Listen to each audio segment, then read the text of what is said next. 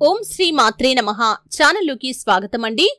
పక్షి చేసిన శివరాత్రి కథ వినటం వల్ల ఇక మీ ఇంట్లో అన్నీ శుభాలే. మీకు రాబోయే ఎంత పెద్ద కష్టం నుండైనా సరే మీరు ఖచ్చితంగా బయటపడగలుగుతారు. ఈ కథ కనుక మీరు విన్నారంటే మీ జీవితంలో మీకున్నటువంటి సకల దోషాలు తొలగిపోయి సిరి సంపదలు మీరు పొందుకుంటారు.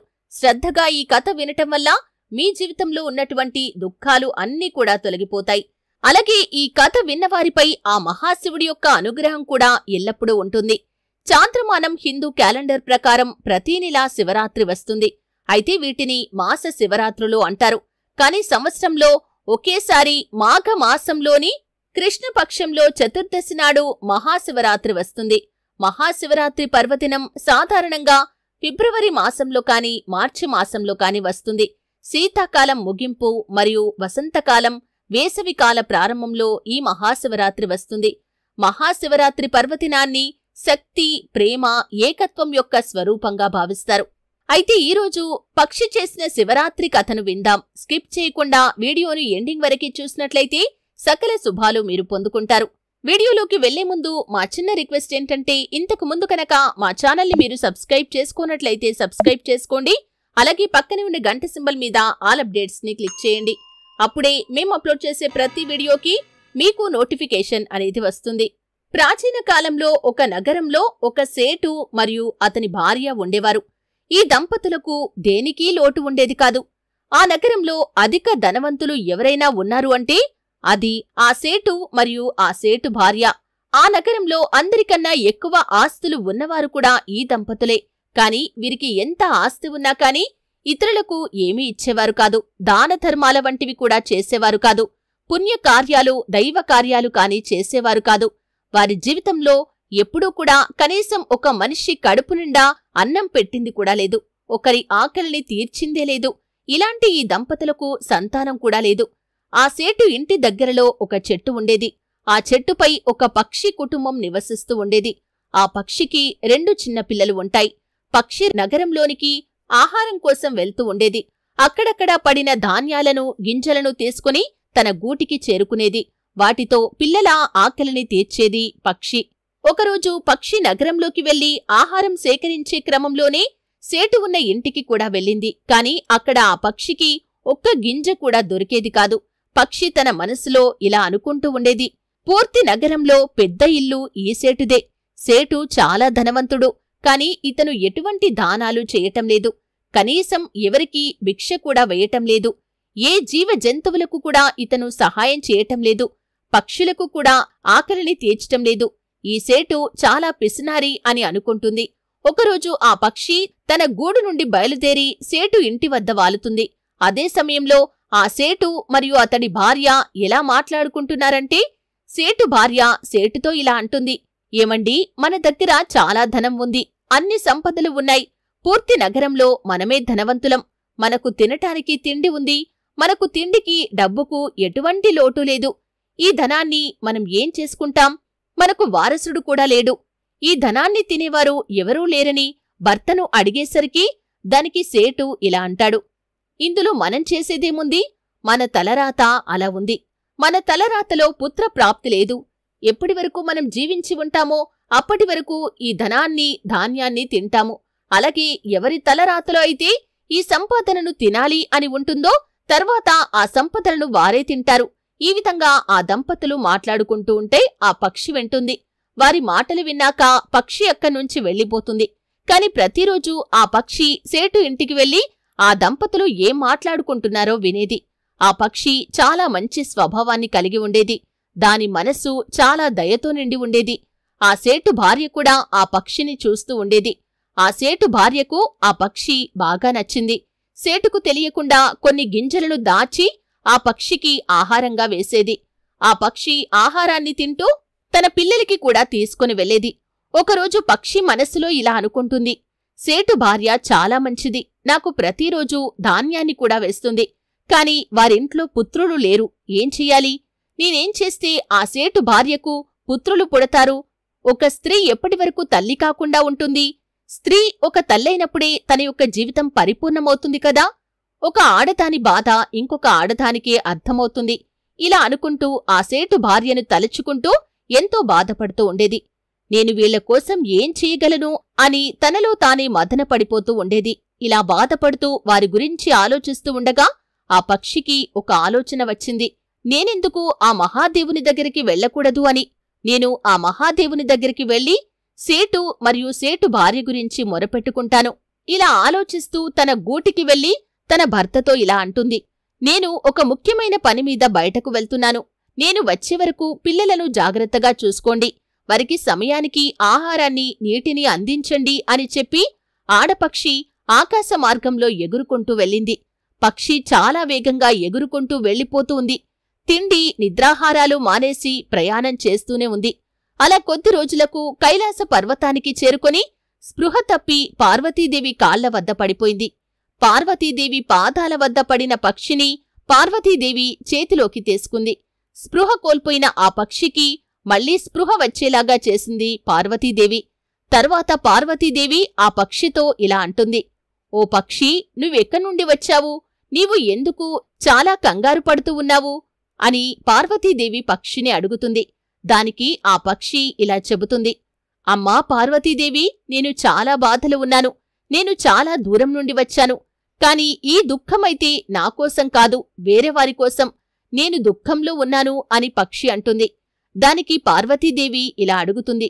చూడు పక్షి, నువ్వు విషయమేమిటో చెప్పు, నాకర్థమయ్యేలాగా చెప్పు. అసలు విషయం ఏమిటి, వివరంగా చెప్పు అని పార్వతీదేవి పక్షిని అడిగితే పక్షి ఇలా అంటుంది. అమ్మా పార్వతీదేవి, నేను నివసించే నగరంలో ఒక సేటు మరియు అతని భార్య నివసిస్తూ ఉంటారు. వారికి పుత్రులు లేరు. ఆ సేటు భార్య చాలా మంచిది. ఆమెకు ఒక పుత్రుణ్ణి ఇవ్వండి అని పార్వతీదేవిని పక్షి అడిగింది. ఆ మాట చెప్పి ఆ పక్షి మళ్లీ స్పృహ కోల్పోయింది. పార్వతీదేవి మళ్లీ స్పృహలోకి తేవటానికి చాలా కష్టపడింది. చివరికి ఆ పక్షిని ఎలాగోలా స్పృహలోకి తెచ్చి దానికి కొంచెం ఆహారాన్ని మరియు నీటిని అందించింది. పక్షితో పార్వతీదేవి ఇలా అంటుంది. నీవు చింతించకు, కొంచెం సమయంలోనే మహాదేవుడు ధ్యానం నుండి లేస్తారు. తర్వాత నీవు ఆ మహాదేవునితో మాట్లాడు అని చెబుతుంది. ఇక కొంత సమయానికి మహాదేవుడు ధ్యానంలో నుండి లేస్తాడు. ఇక పార్వతీదేవి ఆ పక్షిని చేతిలోకి తీసుకుని ఆ మహాదేవుని దగ్గరికి వెళ్లి ఇలా అంటుంది. నగరంలో ఒక సేటు మరియు అతని భార్య నివసిస్తూ ఉన్నారు. వారి తలరాతలో పుత్ర సంతానం ఉందా లేదా అని పార్వతీదేవి అడిగింది. ఇక ఆ మహాశివుడు ధ్యానంలోకి వెళ్లి అంతా తెలుసుకొని పార్వతీదేవితో ఇలా అంటాడు. చూడు దేవి, వారి తలరాతలో పుత్రులు లేరు అంటాడు. అప్పుడు పార్వతీదేవి ఇలా అంటుంది. స్వామి, వారి తలరాతలో పుత్రులు లేకపోయినా సరే మీరు వారికి ఒక పుత్రుణ్ణి ఇవ్వండి అని అంటుంది. దానికి మహాదేవుడు ఇలా అంటాడు. చూడు పార్వతీదేవి, నేను నీకు వివరంగా చెప్పాను. వారి తలరాతలో పుత్రులు లేరు. అలాంటిది అతడికి పుత్రుణ్ణి ఎలా ఇస్తాను అని అంటాడు ఆ మహేశ్వరుడు. దానికి పార్వతీదేవి ఇలా అంటుంది. చూడండి స్వామి, ఈ పక్షి చాలా దూరం నుండి వచ్చింది. ఈ పక్షి చాలా ఆశతో మన దగ్గరికి వచ్చింది. మనం సహాయం చేస్తాం అనే నమ్మకంతో వచ్చింది. తనను ఖాళీ చేతులతో నేను పంపలేను అని అంటుంది పార్వతీదేవి. పార్వతీదేవి చెప్పిన మాటలు విని మహాదేవుడు ఇలా అంటాడు. చూడు పార్వతీ, మీ ప్రతి మాట నెరవేర్చే బాధ్యత నాపై ఉంది. నువ్వు అడిగావు కాబట్టి ఆ దంపతులకు నేను ఒక పుత్రుణ్ణి ఇస్తాను. కాని నువ్వు ఆ పక్షికి చెప్పు, సేటు మరియు సేటు భార్య ఏ దానధర్మాలు ఎప్పుడూ చేయలేదు, పుణ్యకార్యాలు చేయలేదు. కాని పుత్రులు కలిగాక మాత్రం దానధర్మాలు చేయాలి, పురాణ కథలు చదవాలి, దైవారాధన చేయాలి, ఇంటికి భిక్ష కోసం వచ్చిన వారికి భిక్షం వెయ్యాలి, భగవంతుని నామస్మరణ చేయాలి అని చెప్పు అని చెబుతాడు. దానికి ఆ పక్షి ఇలా అంటుంది. చూడు దేవా, నా తరపు నుండి పూర్తిగా ప్రయత్నం చేస్తాను అని చెబుతుంది. శివుడు చెప్పిన అన్ని మాటలను విని అన్నింటినీ అంగీకరిస్తుంది. ఇక పరమేశ్వరుడు తథాస్తు అని చెప్పి పక్షికి వరాన్ని ఇస్తాడు. తర్వాత పక్షి ఆది దంపతులకు నమస్కరించి అక్కనుంచి వెళ్లి తన గూటికి చేరుకుంటుంది. అది జరిగిన కొంతకాలానికి సేటు భార్య గర్భం ధరించి ఒక పుత్రుణ్ణి కంటుంది. వారు ఎంతో సంతోషంగా ఉంటారు. ఆ పుత్రుణ్ణి చూసి ఆ పక్షి కూడా చాలా సంతోషిస్తుంది. తాను పడిన కష్టానికి తగిన ప్రతిఫలం దక్కిందని ఆ పక్షి చాలా ఆనందిస్తుంది. ఆ పక్షి ఇలా అనుకుంటుంది. ఈ నగరంలోనే పెద్ద ధనవంతుడు ఆ సేటు. తను ఆ పుత్రుడికి మంచి మంచి ఆహార పదార్థాలు తినిపిస్తాడు. ఏదో ఒకటి జారి కిందికి పడుతుంది, అది మాకు ఆహారంగా దొరుకుతుంది అని ఆలోచిస్తూ ఆ పక్షి చాలా సంతోషంగా ఉంటుంది. ఇలా ఉండగా 4 శివరాత్రులు గడిచిపోతాయి. 5వ శివరాత్రి వచ్చేసరికి ఆ పక్షి ఎంతో బాధగా ఉంటుంది. సేటు కొడుక్కి 5వ సంవత్సరం రాబోతుంది.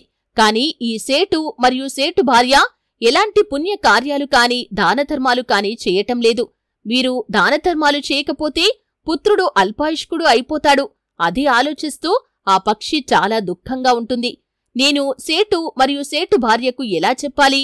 వారికి నా భాష అర్థం కావటం లేదు. నేను ఏం చెయ్యాలని ఆలోచిస్తుంది. మళ్లీ పార్వతీ పరమేశ్వరుల దగ్గరికి వెళ్లాలని అనుకుంటుంది. ఈసారి పక్షి పిల్లలు పెద్దవవుతాయి. వాటితో తల్లి పక్షి ఇలా అంటుంది, నేను కొద్ది రోజులు బయటకు వెళ్తాను, మీరు జాగ్రత్తగా ఉండండి అని చెప్పి ఆకాశంలో ఎగురుకుంటూ కైలాసం చేరుకుంటుంది. పార్వతీదేవి కాళ్లపై పడుతుంది. పార్వతీదేవి పక్షిని చేతిలోకి తీసుకొని ఇలా అంటుంది, చూడు పక్షి, నువ్వు ఏదైతే అడిగావో, ఎలా జరగాలి అని నువ్వు అనుకున్నావో అలాగే జరిగింది కదా, మళ్ళీ ఎందుకు ఇంత దూరం వచ్చావు అని అడుగుతుంది. దానికి పక్షి ఇలా అంటుంది, తల్లి, నేను సేటు మరియు సేటు భార్యను సన్మార్గంలోనికి తీసుకురావటంలో విఫలమయ్యాను. వారిని ధర్మ మార్గంలోనికి నేను పంపించలేకపోయాను. ఆ దంపతులకు ఇదివరకు ఎలా ఉన్నారో పుత్రుడు జన్మించాక కూడా వారు అలాగే ఉన్నారు.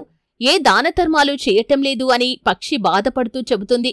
దానికి పరమశివుడు ఇలా అంటాడు, చూడు పక్షి, వాళ్ళు ఇలానే ఉంటే వారి పుత్రుడు అల్పాయుష్కుడు అవుతాడు అని చెబుతాడు. ఆ మాట విని ఆ పక్షి పార్వతీదేవి పాదాలపై పడి తలను కొట్టుకోవడం ప్రారంభిస్తుంది. అమ్మా పార్వతీదేవి, అలా జరగటానికి వీలులేదు. వాళ్ల పుత్రుడు దీర్ఘాయుష్మంతుడు అవ్వాలి. పక్షికి అర్థమైంది, ఏమైనా కావాలంటే పార్వతీదేవి పాదాలపై పడితే పరమేశ్వరుడు ఖచ్చితంగా ఆ కోరిక నెరవేరుస్తాడు అని. పాదాలపై పడి తలను కొట్టుకోవటం వల్ల మళ్లీ పార్వతీదేవి ఆ పక్షిని చేతిలోకి తీసుకుని పరమేశ్వరుడితో మాట్లాడతాను అంటుంది. నా సాయశక్తులా ప్రయత్నం చేస్తానని చెబుతుంది. నా మాటలను వారు పట్టించుకోవటం లేదు. దానికి నేనేమి చెయ్యను తల్లి అని పక్షి పార్వతీదేవితో మొరపెట్టుకుంటుంది. మహాశివుడు అక్కడికి వెళ్లి సేటు మరియు సేటు భార్యను సన్మార్గంలోకి తీసుకురండి అని కోరింది. దానికి పార్వతీ పరమేశ్వరులు ఇలా అన్నారు, సరే పక్షి, అలాగే చేస్తాము. మేము చాలా తొందరగానే సేటు మరియు సేటు భార్య ఇంటికి వస్తాము అని అనగానే పక్షి నమస్కరించి తిరిగి తన గూటికి వెళ్ళింది. ఇక పార్వతీ పరమేశ్వరులు సాధు రూపాల్లో సేటువారి ఇంటికి వెళ్లి ఇలా అన్నారు, మీరు ఇప్పుడు మాకు భోజనం పెట్టకపోయినట్లయితే మీరు చాలా కష్టాలను అనుభవించాల్సి వస్తుంది అని చెబుతారు. అప్పుడు సేటు భార్య వారిద్దరికీ నమస్కరించి ఇలా అంటుంది, మీరు మాకు ఏ శాపాన్ని ఇవ్వకండి, మీకు తప్పకుండా భోజనం పెడతాము. ఆ విధంగా ఆ దంపతులిద్దరూ సాధు రూపంలో వచ్చిన పార్వతీ పరమేశ్వరులకు ఆహారం పెడతారు. ఆ ఇంట్లో ఉన్న బాబు అటూ ఇటూ తిరుగుతూ వీళ్లకు తీపి పదార్థాలను తీసుకొచ్చి ఇస్తాడు. ఆ పిల్లవాన్ని చూసి పార్వతీదేవి చాలా సంతోషిస్తుంది. భోజనం పూర్తయిన తర్వాత సాధు రూపంలో ఉన్న పార్వతీ పరమేశ్వరులు ఇంటి నుండి బయటకు వచ్చి ఆ దంపతులతో ఇలా అంటారు, మీ ఇద్దరూ చాలా జాగ్రత్తగా వినండి. మీరు తప్పులైతే చాలానే చేశారు, ఇప్పటికీ తప్పులనే చేస్తూ ఉన్నారు. మీరు ఇలాగే ఉంటే మీ పుత్రుడికి ఆపద రానుంది. చాలా తొందరగానే ఈ లోకం నుండి అతడు వెళ్ళిపోతాడు అని చెబుతారు. ఆ మాటలు విన్న సేటు భార్య పార్వతీ పరమేశ్వరుల పాదాలపై పడి మేమేం చేయాలి అని అడుగుతారు. ఈ రోజు నుండి మీరు గుమ్మంలోకి ఎవరు వచ్చినా సరే వారిని ఖాళీ చేతులతో పంపించకండి. వారికి దానధర్మాలు చేయండి. అవసరంలో ఉన్నవారికి సహాయం చేయండి. మూగజీవాలకు ఆహారం పెట్టండి. ధర్మ కార్యాలను చేయండి. మహాశివరాత్రి వ్రతాన్ని చేయండి. ఈశ్వరుణ్ణి ప్రార్థించండి అని అంటారు. మహాశివుడు చెప్పిందంతా కూడా విని భార్యాభర్తలిద్దరూ కూడా వారికి నమస్కరించి ఆ రోజు నుండి ఆ విధంగానే చేస్తూ ఉంటారు. ఈ విధంగా పార్వతీ పరమేశ్వరులు చెప్పిన విధంగానే ఆ భార్యాభర్తలిద్దరూ కూడా సత్కార్యాలు చేస్తారు. శివరాత్రి పర్వదినం రోజున శివరాత్రి వ్రతాన్ని ఆచరిస్తారు. శివనామస్మరణలో సమయాన్ని గడుపుతారు. ఉపవాసం, జాగరణ చేస్తారు. ఈ విధంగా చేయటం వల్ల వారు అంతకుముందు ఎన్నో సంవత్సరాల నుండి చేసినటువంటి పాపకర్మలు, దోషాలు అన్నీ కూడా తొలగిపోతాయి. ఆ శివానుగ్రహం పొంది వారి యొక్క కుమారుడు సంపూర్ణ ఆయుష్కుడు అవుతాడు. చూశారు కదండి. వీడియో నచ్చితే ఖచ్చితంగా లైక్ చేయండి. మరిన్ని మంచి మంచి వీడియోల కోసం ఇప్పుడే మా ఛానల్ని సబ్స్క్రైబ్ చేసుకోండి.